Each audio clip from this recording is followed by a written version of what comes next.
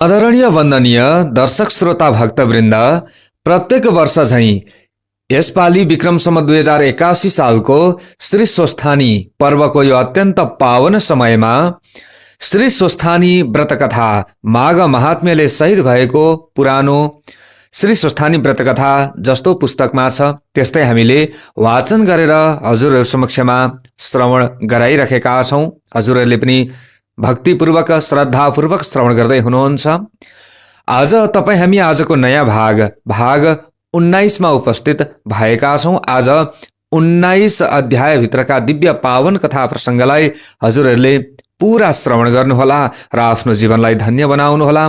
देश परदेश जहाँबाट भए पनि हजुरहरुले श्रद्धापूर्वक श्रवण गर्दै हुनुहुन्छ भने भगवती श्री स्वस्थानी परमेश्वरीको कृपा हजुरहरुलाई अवश्यमेव मिल्नेछ र सबैले चिताएका मनोकामनाहरू पूर्ण हुन सबैलाई भगवतीले रक्षा गर्नुहोस्। हामी यही कामना यही प्रार्थना गर्दछौं। आउनुहोस् सर्वप्रथम ध्यान गरौं। ओम यं ब्रह्मा वरुणेन्द्र रुद्र मरुतः स्तुन्वन्ति दिव्यैः स्तवैर् वेदैः साङ्गपदक्रमोपनिषदैर् गायन्ति यं सामगाः ध्यानावस्थित तद्गतेन मनसा पश्यन्ति यं योगिनो यस्यान्तं न विदुः सुरासुरगणा देवाय तस्मै नमः। श्रीमच्चन्दन चर्चितोज्ज्वलवपुः शुक्लाम्बरा मल्लिका मालालङ्कृत कुण्डला प्रविलसन मुक्तावली शोभिता सर्वज्ञान निदान पुस्तकधरा रुद्राक्षमालाकरा वाग्देवी वदनाम्बुजे वसतु मे त्रैलोक्यमाता चिरम्। मूकं करोति वाचालं पङ्गुं लङ्घयते गिरिं यत्कृपातमहं वन्दे परमानन्दमाधवम्। नमो भगवते तस्मै व्यासायामिततेजसे यस्य प्रसादात् वक्ष्यामि नारायण कथामिमाम्। नारायणं नमस्कृत्य नरं चैव नरोत्तमं देवीं सरस्वतीं व्यासं ततो जयमुदीरयेत्।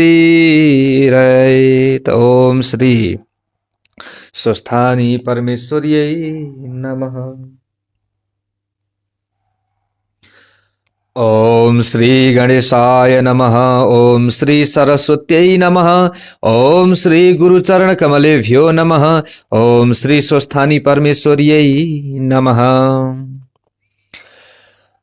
हजुरहरूले 18 अध्यायमा कथा श्रवण गर्नुभयो।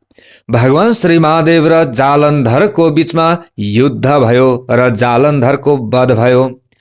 सालग्राम, तुलसी, कुश, पिपलको महिमा र महत्वका बारेमा हजुरहरूले श्रवण गर्नुभयो। यस्तै प्रकारले पार्वतीको आज्ञाले अश्वत्थामा सप्त पातालमा गएर नागिनीहरूलाई श्री स्वस्थानीको व्रत गराए र नागिनी र नागहरूको श्री स्वस्थानी व्रतको प्रभावले भेट भयो र नाग नागिनीहरूले अथाह सम्पत्ति प्राप्त गरे र उनीहरू सुखपूर्वक रहन लागेका छन्। अब 19 अध्याय भित्र कस्तो दिव्य पावन कथा प्रसंग छ पूरा श्रवण गर्नुहोला। अथ 19 कुमारजी आज्ञा गर्नुहुन्छ, हे अगस्त्य मुनि तिमी ध्यानपूर्वक सुन। यति पातलका कुरा सुनाए, अब मर्त्य मण्डलको कुरा भन्दछु। पूर्वकालमा मर्त्य मण्डलको हिमालयको दक्षिण भागमा ब्रह्मपुर नामको एउटा नगर थियो।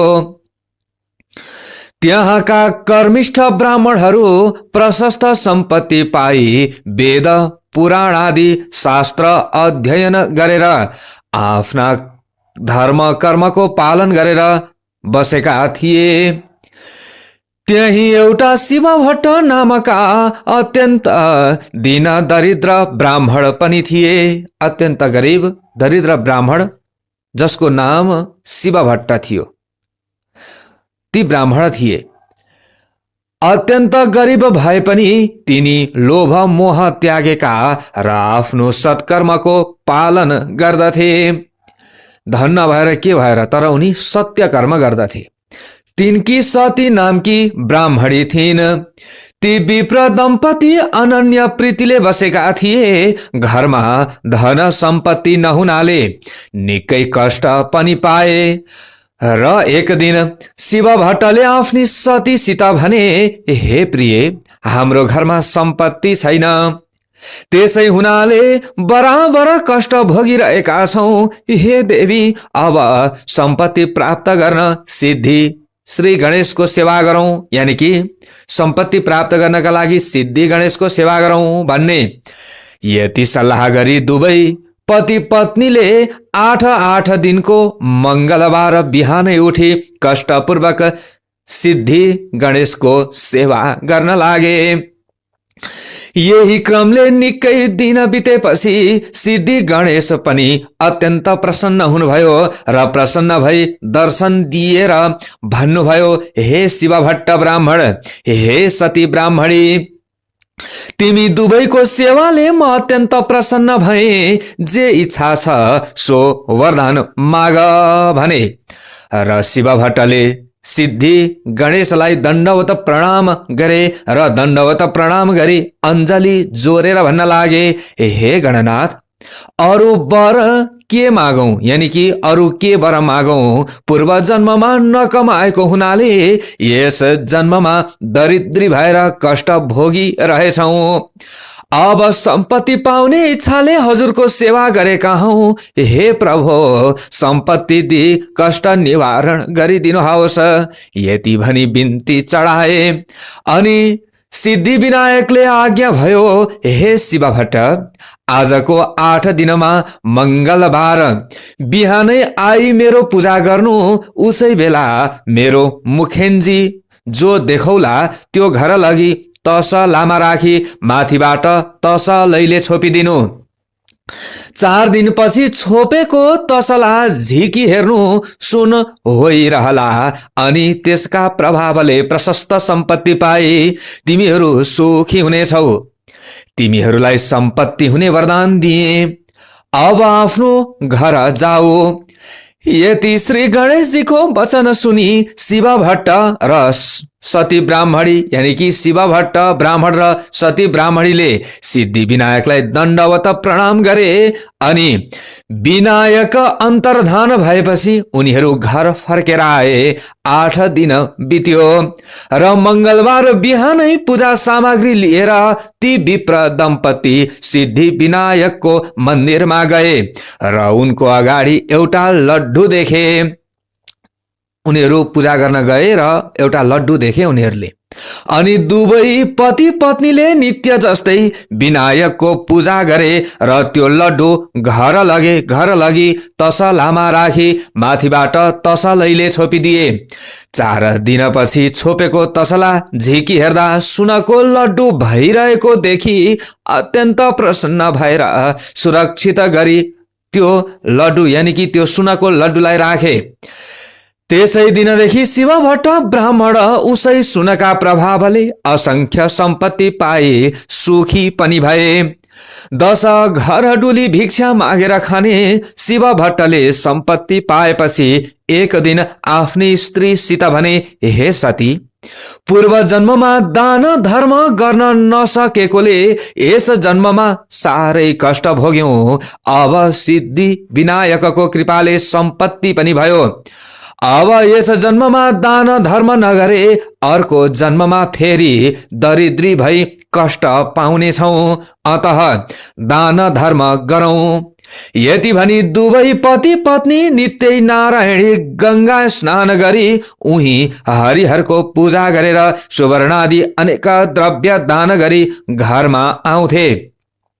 यसै दानका तानमा उनले भगवान श्रीहरि विष्णुको मन्दिर बनवाए, भगवान शिवको मन्दिर तयार गराए, सिद्धि विनायकको मन्दिरलाई जगमग तुल्याए। धेरै नै बडा बडा पोखरी खनवाए, वापीहरू र इनारहरू खनाए। बरका, पिपलका, पाकडका, समीका, आँपका, कटहरका, बडहरका, कटुसका, ओखरका, डुम्रीका, खस्रेताका, चिउरीका, लप्सीका वृक्षहरू रोपाए। यस्तै प्रकारले निबुवाका, कागतीका, लिचीका, पेडारका बगैँचा लगवाए। ठाउँ ठाउँमा नाना भाँतीका फुलका फुलबारी सजवाए। गरिब गुरुवाहरूलाई दान दिन दिन भरी भरी धेरै धेरै अन्न बाँडे, यानि कि गरिब गुरुवा दिन दुखी आदिलाई दान पनि दिए। जताततै राम्रा राम्रा पाटी पौवा सत्तल चौतारा बनवाए। बाटा बाटामा अनेक ठाउँ पौशालाहरू, यानि कि अनेक अनेक ठाउँमा पौशालाहरू रखवाए। ती पौशालाका नगी चाहिँ छायादार पाकडका, चाँपका रुखहरू रोपाए। ती वृक्षका फेदमा बिसाउन चौतारा चिनवाए। देवघाटका वरिपरि साधु सन्त फक्कड तीर्थयात्रीहरूलाई बास बस्न धर्मशाला बनवाइदिए। अनेक कुटीहरू बनवाए। तीर्थयात्रीहरूका लागि सदावर्त खोलिदिए। पाठशाला खोलेर विद्यार्थीहरूलाई पढाउनका लागि गुरु तथा बस्नका लागि छात्रावास पनि अनि खानका लागि भोजनालयको पनि व्यवस्था गरे। र त्यस्तै अरू अरू पनि अनेक दान धर्मका कार्य गरे। त्यसरी दान धर्म गर्नाले शिवभट्ट ब्राह्मणको सम्पत्ति झनझन बढ्दै गयो।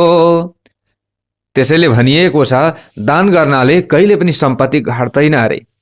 हामीले सत पात्रमा चाहिँ दान दिनु पर्दछ। फेरि त्यो देखेर एक दिन शिवभट्टले आफ्नी पत्नीसित भने, हे स्त्री, सम्पत्ति मात्र भएर के गर्ने?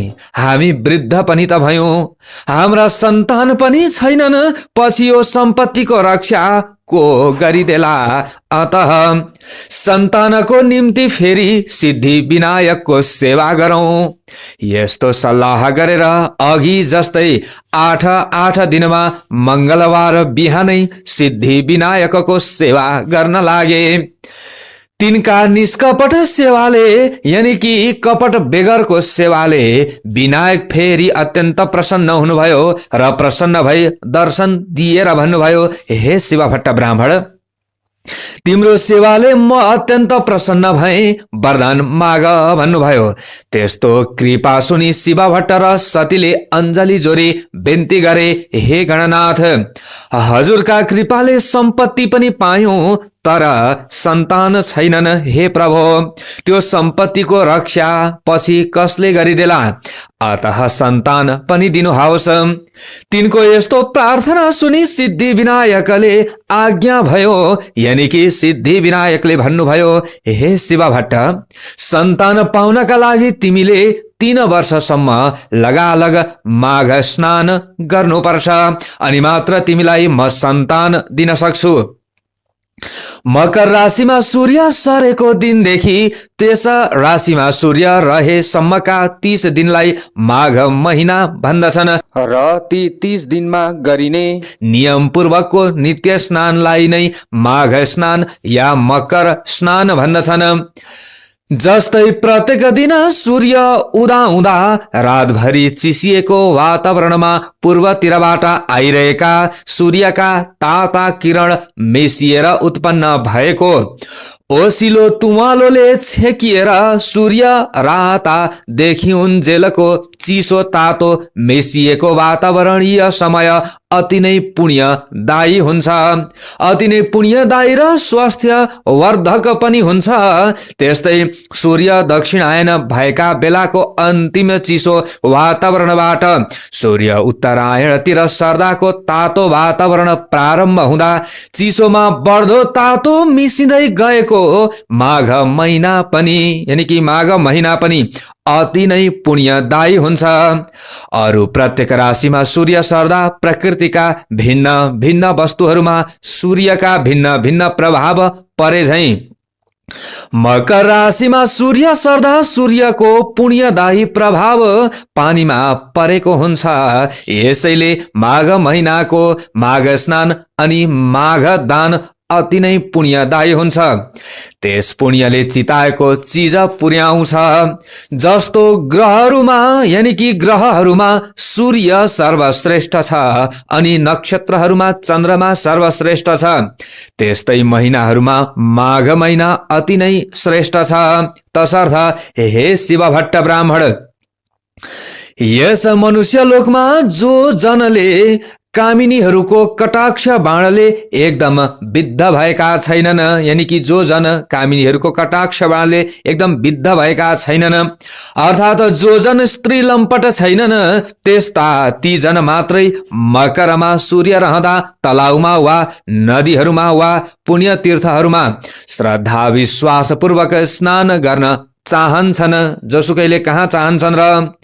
जो जन बिना आगो, बिना यज्ञ, बिना पाटी पौवा निर्माण गरी सद्गति पाउन चाहन्छन् भने त्यस्ताले माघमा बस्ती बाहिरको भर्सक बहँदो जलमा, भनेको बग्दै गरेको जलमा बिहानै नुहाउने गरून्।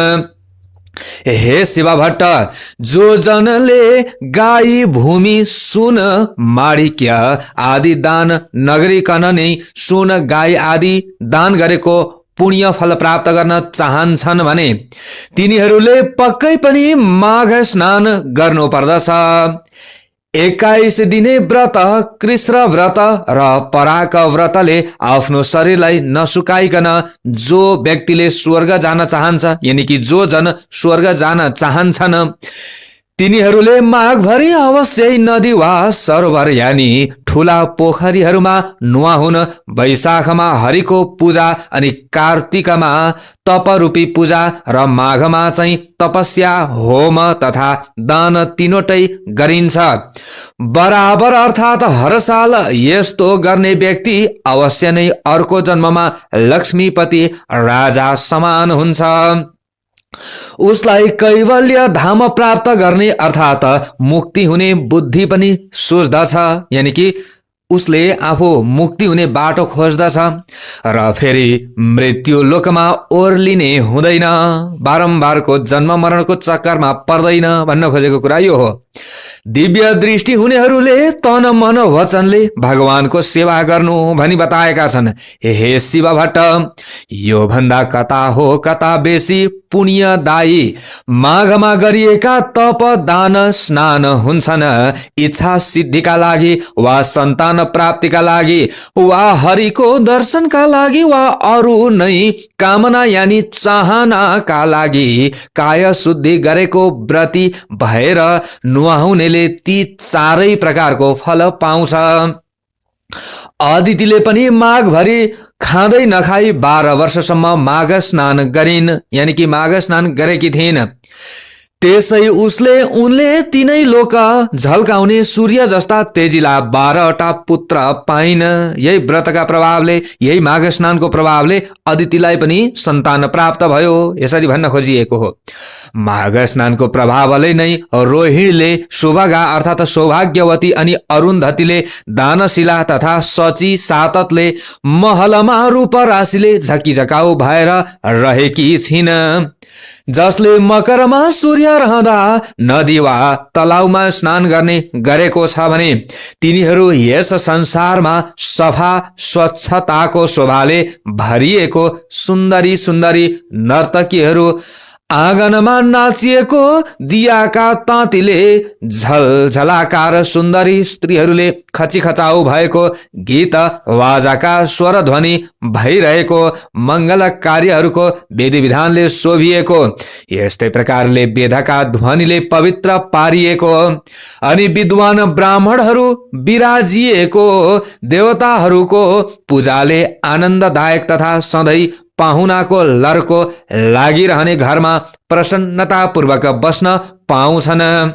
प्यारो वस्तुको त्याग र नियमको पालन गरेर जसले माघ महिनामा प्रशस्त दान दिएको छ, जसले मुरारी भगवानको पूजा गरेको छ, त्यो जन अति उत्तम अति श्रेष्ठ हो। माघ महिना सत्कर्मीलाई सधैँ धर्म दिन्छ, यानि कि माघ महिनाले सत्कर्मीलाई सत्कर्म गर्नेलाई सधैँ धर्म दिन्छ र उसको पाप पखाल्छ। सदा इच्छा पूर्ति चाहनेलाई उसले चाहेको फल पनि दिन्छ, त्यो नचाहनेलाई ज्ञान दिन्छ।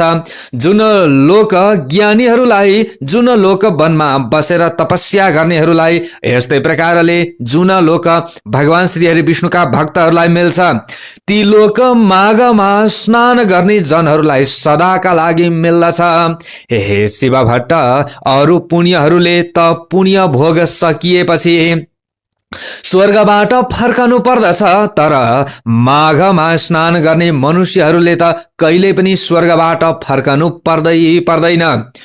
जो जनले माघमा स्नान गरेर दुधालु गाई वैदिक ब्राह्मणलाई दान दिन्छ, यानि कि वेद शुद्ध पढेका ब्राह्मणलाई दान दिन्छ भने त्यस गाईका सर्वाङ्गमा जति रौँ छन् त्यति 1000 वर्षसम्म त्यो जन स्वर्गमै रमाइरहन्छ। जो जनले माघ स्नान गर्ने मनुष्यलाई गुड सक्खर मुसेका तिल दान गर्छ, त्यसका सबै पाप पखालिएर निश्चय नै त्यो जन निर्मल भएर शोभिन्छ। किनकि सबै धान्यहरूमध्ये तिल जो छ त्यो पाप नाश गर्नेवाला हो।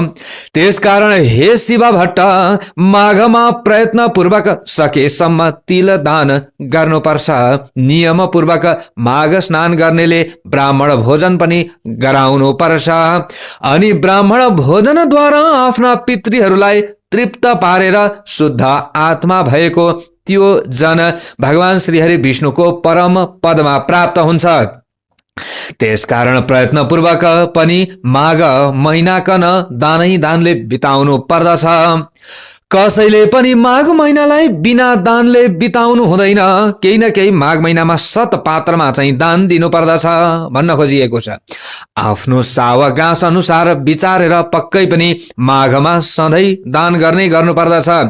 जो जनले माघ स्नान गरेर ब्राह्मणहरूलाई जुत्ता कमण्डलु दान दिन्छ, त्यो जन अवश्य स्वर्गमा गएर रहन्छ, उसका पापहरू पनि नाश हुँदै जान्छ।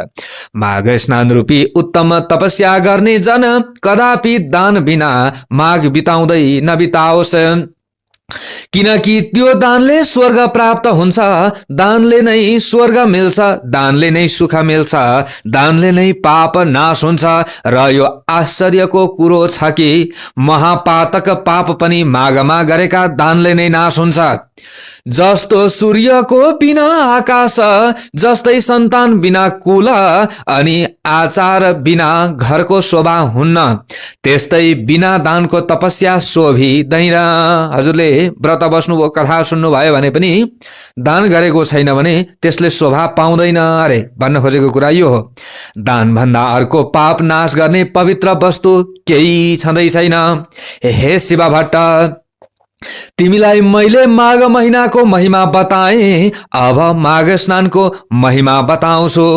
माघ स्नान समस्त यज्ञ भन्दा श्रेष्ठ वा उत्कृष्ट छ। सबै प्रकारको दानको फल दिनेवाला छ र माघ स्नान सबै प्रकारका व्रत र तपस्याको पुण्य यानि कि तपस्याको समान पुण्यदायक छ। माघ स्नानको प्रभावले अति शुद्ध मन भएका मानिसहरू पितृकुल मातृकुल दुवै कुलका पितृहरूलाई स्वर्गमा थन्काएर अनि उज्जवल उज्जवल चेहरा भएका आफूहरू चाहिँ अत्यन्त राम्रा, जता चितायो उतै चल्ने श्रेष्ठ विमानहरूमा चढेर स्वर्गमा जान्छन्। जो जनहरू सधैँ पाप गर्दछन्, यानि कि जो जनहरूले सधैँ पाप गर्दछन्, सधैँ दुराचार गर्दछन् र कुमार्गमा चल्दछन्, त्यस्ता जन पनि जो माघ स्नान गरेर हरिको पूजा गर्दछन् भने, त्यस्ता जनले पनि यसो गर्दछन् भने ती पनि यहाँ पापहरूबाट छुट्दछन्। जो कहिल्यै साँचो बोल्दैनन्, जो सधैँ आमा बुबालाई सताइरहेका छन् अथवा सताउँछन्, जसको स्थिति कुनै पनि आश्रममा छैन, जसले आफ्नो कुल धर्म त्यागेका छन्, अनि जो पाखण्डी छन्, त्यस्ता जनले पनि सज्जनको गति पाउँछन्। र माघमा गरेका स्नानका पुण्यहरूले भावसागर तर्दछन्। पृथ्वी तलका पुण्य तीर्थहरूमा माघ स्नान गर्न पाउनु नै मनुष्यहरूलाई अति दुर्लभ छ, किनकि त्यस माघ स्नानको प्रभावले मनुष्यहरूले ब्रह्मज्ञानीले पाउने पदलाई पाउँछन्। यस बारेमा विचार्नु पर्ने कुनै काम छैन। हे शिव भट्ट, माघ महिनामा कल्पवास बस्नु, दान गर्नु, हरिको मन्दिरमा जानु, हरिको पूजा गर्नु, यी सबै कामका पुण्य अक्षय अर्थात् ननासिने हुन्छन्। त्यसकारण यथाशक्ति अनि सावगास अनुसार मनुष्यहरूले प्रयत्नपूर्वक माघ स्नान गरेर लुगा, भरभराउँदो मक्कल, सुवर्ण आदि दान गर्नुपर्छ। माघमा जो जनले अन्नदान गर्छ उसलाई देवालोकमा अमृत पान गर्न मिल्छ। जो जनले सुन दान गर्दछ उसले इन्द्रको समीपमा बस्न पाउँछ। जसले दियो, अग्नि अर्थात् सल्काएको मक्कल, सुन्दर वस्त्र दान गर्छ अथवा त्यो दान गर्ने मनुष्य सधैँ तेजस्वी भएर सूर्य लोकमा बस्न पाउँछ। यज्ञहरूले, उत्तम उत्तम दानहरूले, उज्जवल तपस्याहरूले, ब्रह्मचर्यको धारणले, शुभ योगमा गरिएको पूजाले, यस्तै प्रकारले पापीहरू यस लोकमा त्यति शुद्ध हुँदैनन् जति पुण्य तीर्थहरूमा माघ महिनामा गरिएका स्नानले शुद्ध हुन्छन्। जो मनुष्यले माघ महिनामा आधा सूर्य उदाएको बेलामा पुण्य तीर्थहरूमा स्नान गर्दछन्, तिनीहरू पाप गर्ने नै भए पनि तिनले नरकमा दुःख समूहको सन्ताप अनि सही नसक्नुको यातना भोग्न जानु पर्दैन। यति ठुलो महत्व रहेको छ। जो जनले माघ महिनामा नुहाएर भगवान श्री हरि विष्णुको पूजा गर्दछन्, ती जनले स्वर्ग भोग सकिएर फेरि पृथ्वी तलमा फर्केपछि कल्याण मूर्ति, राम्रा भाग्यमानी, प्रिय बोल्ने धर्मात्मा, धनाढ्य शतायु राजा हुन्छन्। दन्केको आगोमा लगाएको अथवा हालेको काठ समूह जसरी तुरुन्तै भस्मावशेष हुन्छ, यानि कि डढेर भस्म हुन्छ, त्यस्तै गरी माघ स्नानले सानो वा ठुलो पापहरूको राशि बिलाउँछ। मनुष्यहरूले शरीरले, बाणीले, मनले पनि जानेर वा नजानेर जो पाप गरेका छन् भने त्यो पाप समूह पुण्य तीर्थमा गरेको माघ स्नानले हृदयमा झल्केका विष्णुले अज्ञान नासे झैं सबै डर्दछन् अर्थात् नासिन्छन्। यदि कुनै मनुष्यले आफूले गरेका पाप समूहको भोग भोगिरहेको छ र संयोगवश पनि कुनै बेला कुनै पुण्य तीर्थमा एकाएक पुगेर त्यस मनुष्यले माघ स्नान अचानकै गरियो भने पनि तुरुन्तै त्यसको त्यो पाप समूह नाश भइहाल्छ। यसबारे तिमी आफ्नो मनमा कति पनि संशय नल्याऊ हे शिव भट्ट। विशेष गरेर यो कर्मभूमि नेपाल भारतवर्षको पुण्य भूमि आर्यवर्तमा अर्थात् 750 कोश पूर्व पश्चिम लामो हिमालय र त्यस्तै 500 कोश लामो विन्ध्याचलको बीचको भूमिमा रही माघ स्नान नगर्ने मनुष्यहरूको जन्म बेकारको कहिएको छ। जस्तै सूर्य बिनाको आकाश, यस्तै प्रकारले चन्द्रमा बिनाको नक्षत्र अनि चन्द्र बिनाको नक्षत्र मण्डल शोभित हुँदैन, त्यस्तै हे शिव भट्ट बिना माघ स्नानको सत्कर्म पनि शोभित हुँदैन। माघ स्नान मात्रले पनि जस्तो केशव भगवान प्रसन्न हुनुहुन्छ, अरू व्रत दान तपस्याले हरि भगवान त्यस्तो प्रसन्न हुनुहुन्न। जस्तै सूर्यको तेज जस्तो तेज अरू कुनै तेज छैन, त्यस्तै माघ स्नानको बराबर अरू कुनै यज्ञ यागादि क्रिया छैन। तसर्थ वासुदेवलाई प्रसन्न पार्नका लागि, सारा पापहरूलाई हटाउनका लागि र अन्तमा स्वर्ग प्राप्तिका लागि मानिसले माघ स्नान गर्ने गरोस्। खुब स्याहार गरिएको हृष्ट पुष्ट बलियो तर माघ स्नान नगरिएको अशुद्ध र अनित्य निन्द्य शरीरले के हुन्छ र?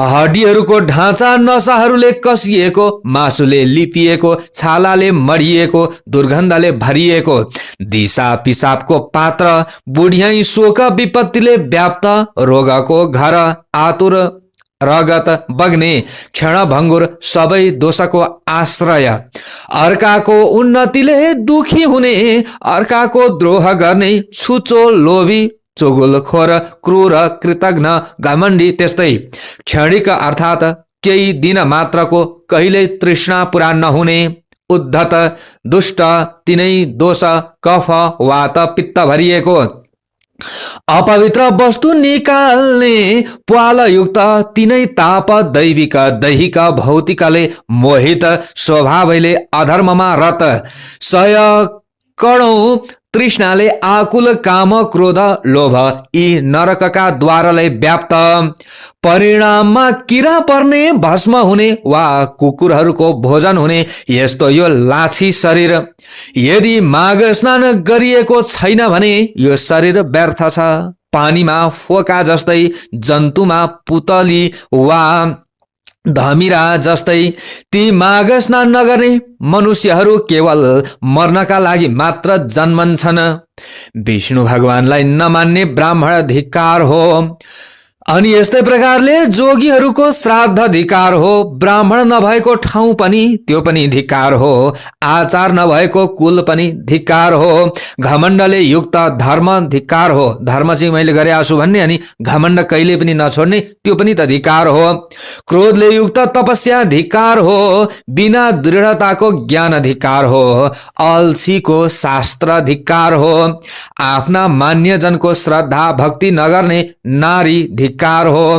त्यस्तै नै गुरुको सेवा नगर्ने ब्रह्मचारी धिक्कार हो।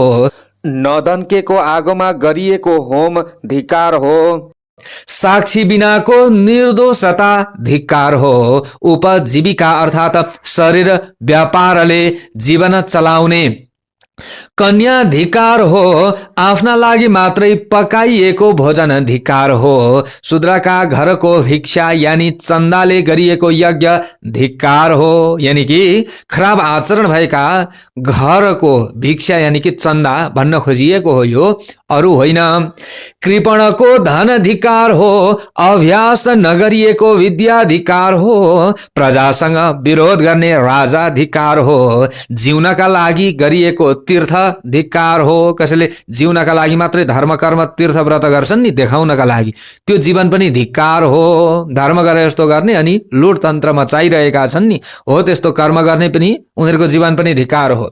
केवल जीवन चलाउनका लागि गरिएको व्रत धिक्कार हो। झुटो वा चुगुलखोरी बाणी धिक्कार हो। सन्देहास्पद मन्त्र जप धिक्कार हो। चञ्चल चित्तको वा अन्य मनस्कको जप धिक्कार हो। अवैदिकलाई दिएको धन धिक्कार हो। यो पनि बुझ्नुपर्ने कुरा आयो। भनेको जो अवैदिक छ, वेद पढ्दैन, शास्त्र पुराण आदि पढ्दैन अथवा वेद पढ्न जान्दैन, शुद्ध मन्त्र पनि उच्चारण गर्न जान्दैन, तर देखावटी एक दुईवटा मात्रै यसो रटेर संसारलाई देखाउने प्रपञ्च चलाएर धन मागिरहेको छ भने र धर्मको व्यापार गर्दैछन् भने त्यस्ता अवैदिकलाई दिएको धन त्यो धिक्कार हुन्छ। त्यो लाग्दैन, आफै नरकमा गइन्छ त्यस्तो ठाउँमा। त्यसैले बुझ्नुपर्छ। होडबाजीमा लागेर त्यत्तिकै व्यक्तिहरूको हुल छ भनेर आफू अगाडि बढ्नु हुँदैन। त्यो ठाउँमा पनि कस्तो के छ विचार गर्नुपर्छ। ईश्वर नमान्ने नास्तिक जन धिक्कार हो। जो अश्रद्धाले गरिएको पारलौकिक अर्थात् परलोक सम्बन्धी काज क्रिया छ त्यो सबै धिक्कार छ। हे शिव भट्ट, जस्तै यस मृत्युलोकमा दरिद्र मनुष्यहरूको जन्म धिक्कार छ, त्यस्तै नै अरू मनुष्यहरूको पनि माघ स्नान बिनाको जन्म धिक्कार छ। जो जन मकरमा सूर्य रहँदा सूर्य नउदाउँदै भोरैमा स्नान गर्दैन त्यो जन पापबाट कसरी छुट्ला र कसरी स्वर्ग जाला? अनि यस्तै प्रकारले ब्राह्मण मारा, सुन चोरुवा, जाँड रक्सी धोकुवा, गुरुको खाटमा सुतुवा, अनि पाँचौं त्यस्ताको संगत गरुवा जस्ता पापीले पनि प्रत्येक माघमा दिनहुँ मकर स्नान गर्ने गर्नाले ऊ पाप रहित हुन्छ। माघ महिनामा सूर्य केही उदाएपछि जो जनले पानीमा डुबुल्की मार्छन् ती चाहे ब्रह्म हत्यारा हुन् अथवा ब्राह्मण हत्यारा नै किन नहुन्, चाहे रक्सी घुड्किया हुन् वा महापतित हुन्, त्यस्तालाई पनि माघ स्नानले पवित्र पार्छ। अरू सारा छिटो पुटो पापहरू र ठुला ठुला महापातक अर्थात् ब्रह्म हत्या, चोरी, मद्यपान, गुरुपत्नी गमन र यस्ताको संसर्ग रूप पाप पनि यी सबै नै माघ स्नान गर्ने मनुष्यका भस्मीभूत हुन्छन्। अथवा यी सबै गर्न सकेन भने पनि यसरी कथा चाहिँ नित्य सुन्नु पर्दछ अरे। यो कथा श्रवण गर्नाले पनि यी पुण्यहरू हामीलाई मिल्दछ। त्यसैले त बारम्बार हामीले कथा सुन्नु भनेका हौं। माघ महिना आउन लागेको बेलामा सारा पापहरू थरथर थर काँप्न थाल्दछन्। माघ महिना अब आउन आँटो है भनेपछि पापहरू पनि काम्छन् अरे, डराउँछन् अरे। यदि कसैले बहदो पानीमा माघ स्नान गर्यो भने तब उसका सारा पापहरू नासिन्छन्। हामी उसका शरीरबाट बाहिरिन्छौँ भनेर पाप पनि डराउँछन् अरे माघ स्नान आउन लागेपछि, यानि कि मकर स्नान आउन लागेपछि, माघ महिना आउन लागेपछि। अनि हामीहरू कहाँ बस्ने भन्न लाग्छन् पापहरूले। यो माघ महिना त हाम्रो नाशकाल हो यति भनी ठानेर माघ महिनामा स्नान गर्न लागेको मान्छेलाई देखेर दुखी हुन्छन्। को त भन्दा पापहरू दुखी हुन्छन् अरे। माघ स्नानले पाप खारिएका उत्तम मनुष्यहरू आगो झैं चहकिन्छन्, यानि कि चम्किन्छन्। माघ स्नानले सारा पाप छुटेका मनुष्यहरू मेघबाट मुक्त भएको चन्द्रमा झैं चम्कन्छन्। गिलो सुकेको सानो ठुलो वा बाँडी मन कर्मले गरिएको सबै पापलाई माघ स्नानले नै आगोले समिधालाई झैं डढाइदिन्छ।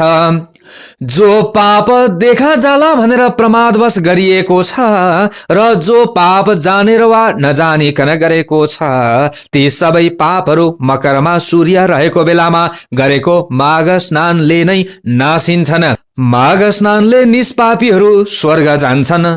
पापीहरू पाप खारिएर पाप रहितका पवित्र हुन्छन्। हे शिव भट्ट, माघ स्नानका प्रभावले यी सब कुरा हुनमा कुनै सन्देह छैन। जसरी विष्णु भक्तिमा सबैको अधिकार छ उसै गरी माघ स्नान गर्नमा पनि सबैको अधिकार छ। माघ सबैलाई स्वर्ग दिने र सबैको पाप नाश गर्नेवाला हो। यही ठूलो मन्त्र हो र यो नै ठूलो तपस्या हो। यो माघ स्नान नै पाप निखार्ने अति उत्तम ठूलो प्रायश्चित्त हो।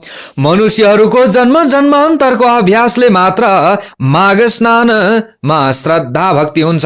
जोसुकैलाई कहाँ श्रद्धा भक्ति हुन्छ र? हे शिव भट्ट, जसरी जन्म जन्मान्तरको अभ्यासले मात्र अध्यात्म ज्ञानको प्राप्ति हुन्छ त्यसै गरी संसार रूपी हिलाको लेप पखाल्न निपुण यो श्रेष्ठ माघ स्नान पवित्रहरूलाई पनि अझ पवित्र पार्ने हो। हे शिव भट्ट ब्राह्मण, हिमालयको दक्षिणी पहाडी प्रान्तमा रहेको त्यस देवघाटमा गरिएका माघ स्नानहरूले सारा पाप हर्दछ।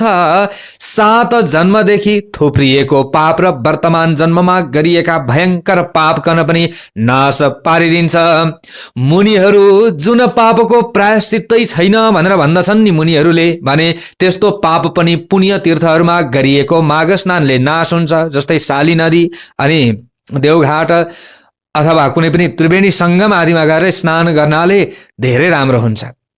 जो जनले श्रद्धाले मान सरोवरमा माघभरि बसी त्रिकाल स्नान गर्दछ त्यो जन त मुक्त नै हुन्छ। अक्षोदमा माघभरि स्नान गर्नाले इन्द्र लोक प्राप्त हुन्छ। बदरीका आश्रममा माघभरि स्नान गर्नाले निष्पाप होइन्छ। नर्मदामा माघभरि नुहाउनाले सकल पाप नाश हुन्छ, दुःख नाश हुन्छ, चिताएको फल पाइन्छ अनि मरेपछि शिव लोकको बास पाइन्छ। यमुनामा माघभरि स्नान गर्नाले सारा पाप नासी सूर्य लोक प्राप्त गर्दछ। सरस्वतीमा माघभरि नुहायो भने सारा पाप नासिएर मरेपछि ब्रह्म लोकको बास पाउँछ। अनि विशालामा माघभरि स्नान गर्नाले चिताएको कुरो प्रशस्त पाइन्छ र त्यस स्नानले पाप रूपी दाउराको खलियोलाई डढेलोले जङ्गललाई झैं भस्मीभूत पार्छ र गर्भवासको ओहोर दोहोरको फेरोलाई पनि समाप्त पारेर मुक्ति नै दिलाउँछ। गंगाजीमा गरिएको माघ स्नानले विष्णु लोक मिल्छ अथवा धेरै वर्षसम्म स्नान गरिरहे मुक्ति नै पनि मिल्छ भनेर भनिएको छ।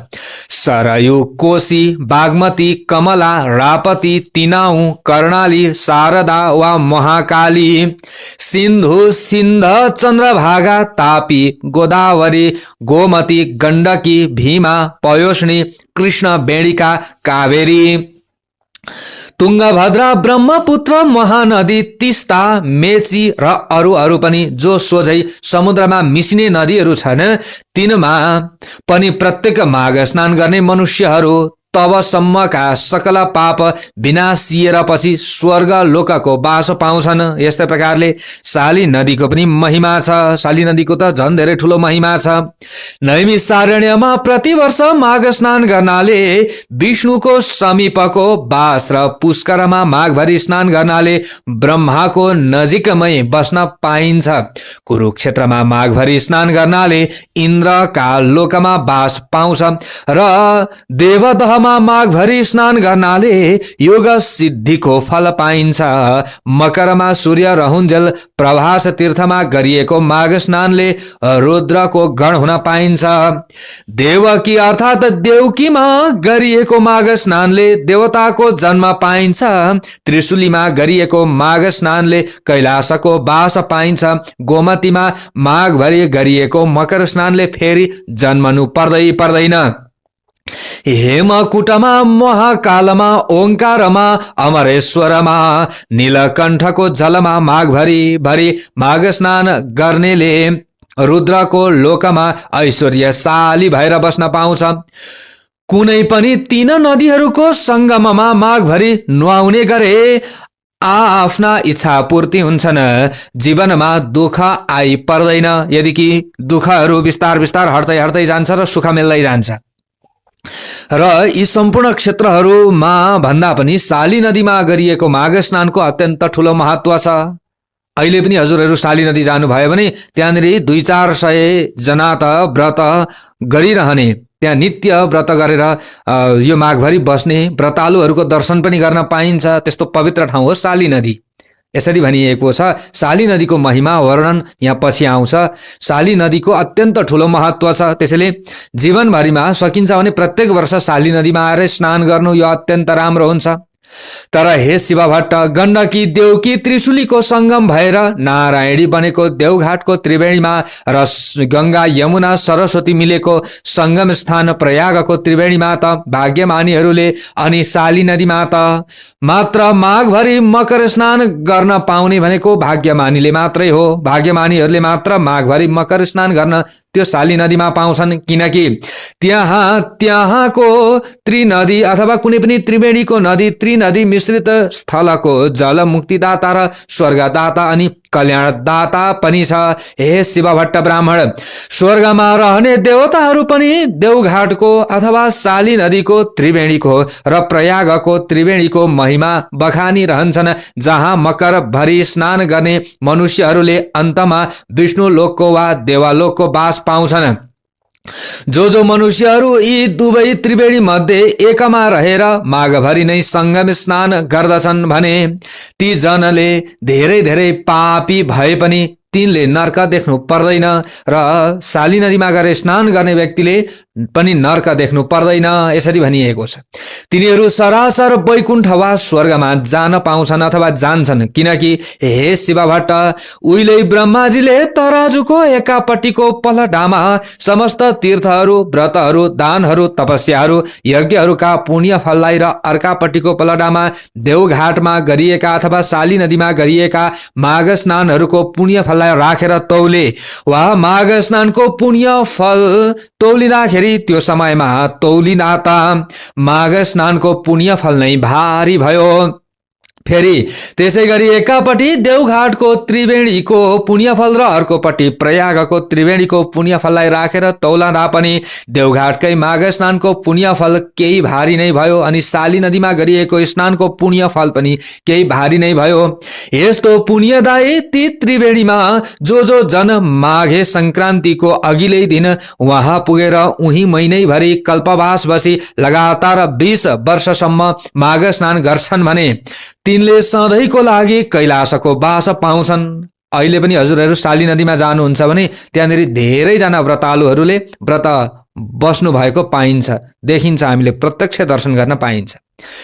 त्यस्तै गरी 40 वर्षसम्म लगातार माघ स्नान गर्नेले निरन्तर स्वर्गको वास र सधैँ 12 महिना त्यहीँ रहेर विष्णु भगवानको मन्त्र निश्चल मनले जप्दै 60 वर्षसम्म लगालग जो जनले स्नान गर्छन् भने तिनले त कैवल्य धामको आनन्दमय लोकमा सदाका लागि बास पाउँछन्। अनि हे शिव भट्ट, कहिले सृष्टि भो र कसरी भो अनि कहिले अन्त हुन्छ र कसरी हुन्छ भन्ने आदि र अन्तको निधो नभएकोले अनादि अनन्त कहिने 24,000 कोशको गोलाइ भएको धकधकाउँदो रापिलो आगोको गोला सूर्य र त्यसभन्दा 4.5 करोड कोश तल रहेको चिसो न चिसो पानीको 12,000 कोश गोलाइको अविनाशी दह समुद्र, यी दुवैलाई निराधार निरालम्ब आकाशमा आफ्नै धुरी र वृत्तमा नियमित रूपले नियममा राखी अड्याइ राख्ने त्यो कुन शक्ति हो भन्ने सोची त्यो शक्तिलाई ठम्याई त्यसलाई जान्नु नै त्यो ज्ञान हो र त्यो सत्य शक्तिलाई जान्न वेद विहित सत मार्गमा चल्नु नै सनातन प्रमुख धर्म हो। यो नै सनातन धर्म हो, सनातन हिन्दू धर्म। हाम्रा चालु आँखाले प्रकाशलाई र प्रकाश परेका तर नछेकिएका वस्तुलाई भ्याएसम्म देखे झैं यिनै सूर्य र समुद्रका बीचको आकाशमा रहेका तर यी आँखाले नदेखिने किन्तु मनुष्य मात्रको नाकको फेदमा भएको भ्रिकुटीको भित्र शक्तिहरूले रहेको त्यो दिव्य दृष्टि जुन विराट स्वरूपको दर्शनका लागि एकछिन मात्र श्रीकृष्णले आफ्नो योग बलले अर्जुनको दिव्य दृष्टिकन उघारी दिए झैं आफ्नै तपस्याले उघारिएका दिव्य दृष्टिले मात्रै देखिने स्वर्ग नर्क आदि लोक देख्नलाई चाहिने कहिले काहीँ यिनै आँखामा झिलिक्क गर्ने दिव्य दृष्टि उघार्न गरिने स्वप्रयास नै तपस्या हो र त्यस तपस्यामा चाहिने साधन सूर्य तेजमा अविचल मन अड्याइ राख्ने ध्यान नै योग हो।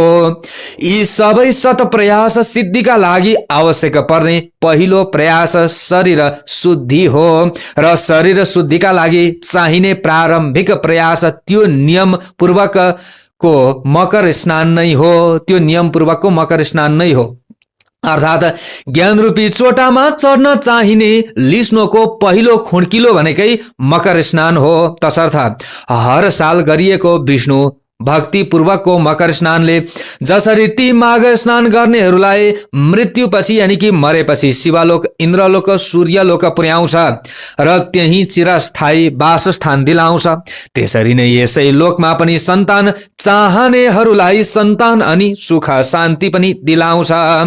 जसरी उहिले 5वटी गन्धर्व कन्याहरू आपसमा सरापले प्राप्त भएको कठिन पापको फल पिशाच भएर भोगिरहेका थिए, पछि लोमस ऋषिको उपदेश रूपी बाणीले नै माघ महिनामा गरिएका त्रिवेणी स्नानका प्रभावले ती गन्धर्व कन्याहरू सरापबाट आश्चर्यसित छुटे र अनि उसै बटुका प्रसिद्ध बेटासँग बिहे पनि भयो। र बिहे भएको 7 वर्षसम्म पनि सन्तान नभएर पिरिएका तिनीहरूलाई पछि फेरि लोमस ऋषिले नै 3 वर्षसम्म 3 छाडे दह अक्षोधमा लगालग नियमपूर्वक मकर स्नान गराए। यसरी गराएपछि तब तिनीहरूले 3 वर्ष बिराएर घ्याल घ्याल्ती छोराछोरी पाएका थिए। यो आश्चर्य लाग्दो कथा पनि सन्तान चाहने तिमीलाई अर्को मंगलबार म सुनाइदिनेछु। इति श्री स्कन्द पुराणे केदारखण्डे माघ महात्म्ये कुमार अगस्त्य संवादे श्री स्वस्थानी परमेश्वर्या व्रत कथायां माघ मास महिमा वर्णनम नाम 19विंशोऽध्यायः। अब अन्तिमको पुष्पाञ्जलि श्रवण गर्नुहोला। ओम उपनयतु मंगलम वह सकल जगन मंगलालय श्रीमान दिनकर किरण निबोधित नवनलिन दल निभेक्षण कृष्ण काले वर्षतु परजन्य पृथिवी सस्यशालिनी देशोऽयं क्षोभरहितो ब्राह्मणा सन्तु निर्भयाः अपुत्राः पुत्रिणः सन्तु पुत्रिणः सन्तु पौत्रिणः निर्धनः सधना सन्तु जीवन्तु शरदां शतं तत्रैव गंगा यमुना च तत्र गोदावरी सिन्धु सरस्वती च तीर्थानि सर्वाणि वसन्ति तत्र यत्राच्युतोदार कथा प्रसंगः या कुन्देन्दु तुषारहार धवला या शुभ्रवस्त्रावृता या वीणा वरदण्ड मंडितकरा या श्वेतपद्मासना या ब्रह्माच्युत शंकर प्रभृतिभिर्देवैः सदा वन्दिता सा मां पातु सरस्वती भगवती निःशेषजाड्यापहा कायेन वाचा मनसेन्द्रियैर्वा बुद्ध्यात्मना वा प्रकृति स्वभावात् करोमि यद्यत् सकलं परस्मै नारायणायेति समर्पयेत्। ओम श्री स्वस्थानी परमेश्वर्यै नमः।